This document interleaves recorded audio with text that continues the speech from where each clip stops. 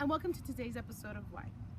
Today we will be talking about fracking, and we find ourselves in beautiful Albany, New York, where one of the largest reservoirs of gas is actually found deep under the ground. But first, let's explain what fracking actually is. Fracking, according to USGS, is actually hydrofracturing, or the use of water in order to release gas from deep under the ground and being able to use it for natural sources. In order to explain the process a little further, we can go a little bit more into depth.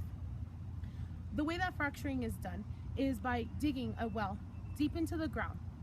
Once the depth is actually reached, the well then goes 90 degrees so that the gas is reached, and by using water and sand and some additives which can be found in an everyday household, the gas is then released upward into the well through fissures, which remain open to have the continuous flow of gas.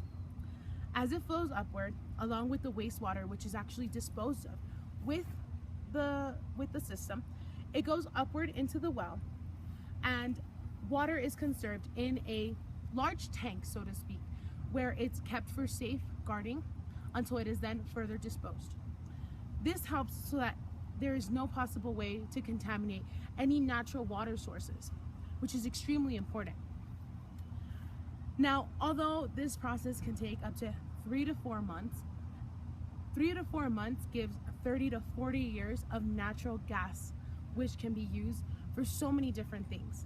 And it's extremely important because not only is it giving natural sources of energy, it's also giving a lot of people jobs. And most importantly, it's found in our very own backyard here in the United States. There would be no more need to go anywhere else. Although there are some downsides, it isn't exactly a renewable source of energy, but it can definitely be used for a long time, and it keeps the prices of natural gas down.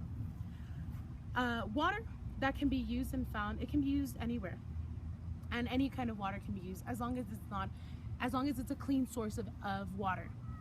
And although this can be an issue for states that do have shales of gas, for example, California does have these shales, but something, for example, like water could be an issue for them because of the severe drought that they find themselves in.